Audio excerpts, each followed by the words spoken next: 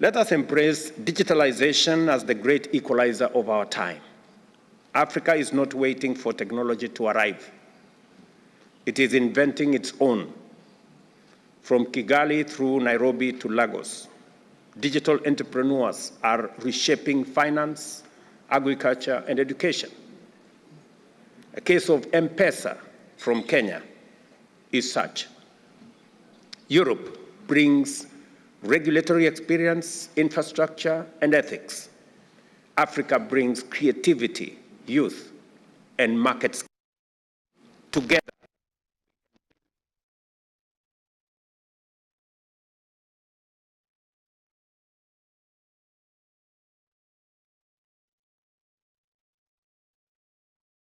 Digital century, Africa.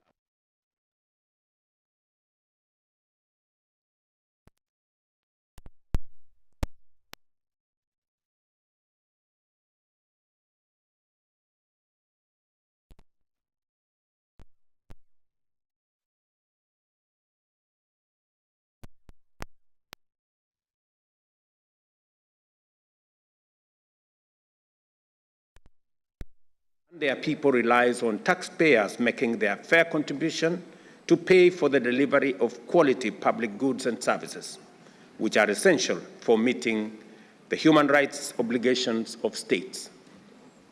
Addressing these problems, including the implementation of asset return and recovery based on existing mechanisms, requires to be strengthened further. We look forward to an intergovernmental platform within the United Nations to address the problem as envisioned by the need to promote inclusive and effective international tax cooperation at that level.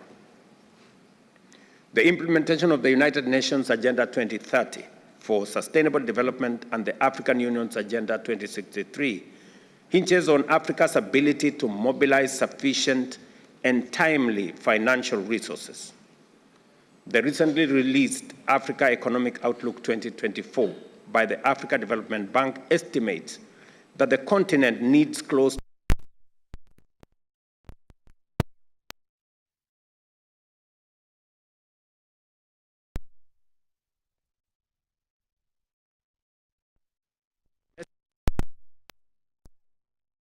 achieving that objective. Domestic resource mobilization is a secure source of finance.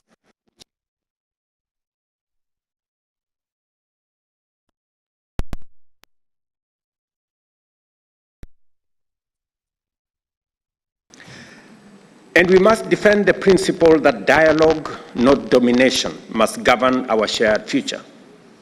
Let us be the voices that say to the world, cooperation is not weakness, and solidarity is not naivety. Second, we must deepen regional economic integration, beginning with the Africa Continental Free Trade Area. This is the largest economic integration project since the creation of the European Union itself. A single market of 1.4 billion Africans offers immense opportunities not only to us, but also for our partners in Europe.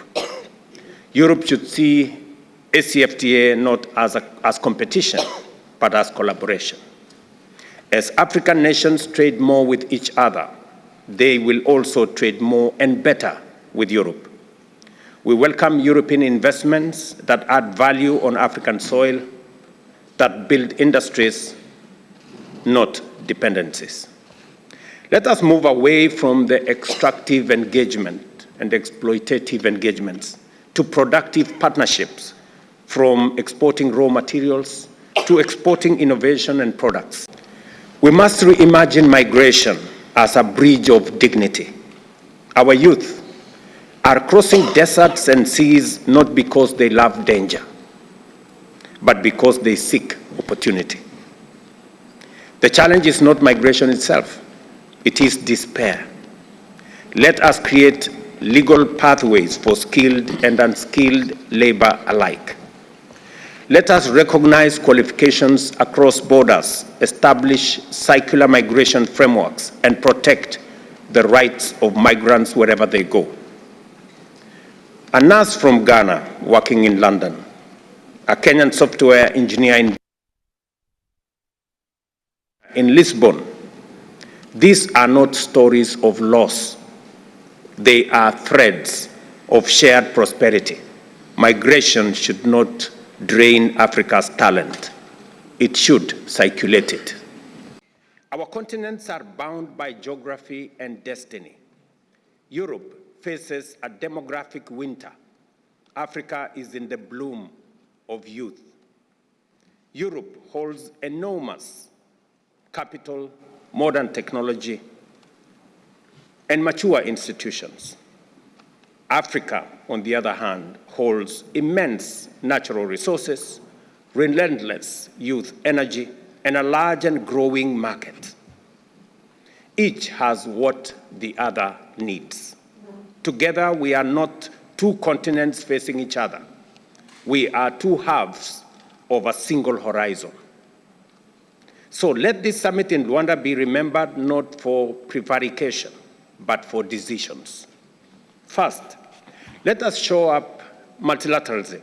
We are entering an era where great powers are once again drawing lines across the world. But Africa and Europe both know the cost of division. We have no interest in returning to the zero-sum game of global rivalry. We must stand shoulder to shoulder for a rules-based international order that treats every nation with dignity. We must reform the United Nations Security Council to reflect the world as it is today, not as it was in 1945. Asks only for fairness, for a seat at the table, not a place at the menu, for a partnership grounded not in pity, but in parity. The time has come to move from promise to progress and from frameworks to follow-throughs. Let Luanda mark a turning point where we stand together for multilateralism, where we advance regional integration, where we act on climate, where migration becomes opportunity, and where digitalization becomes inclusion, and where equality becomes the foundation of our future. My friends, the question before us is not whether we will work together.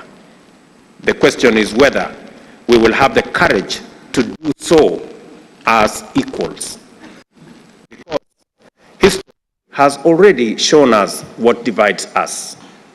The future, if we are wise enough to claim it, can show us what unites us. Africa is ready.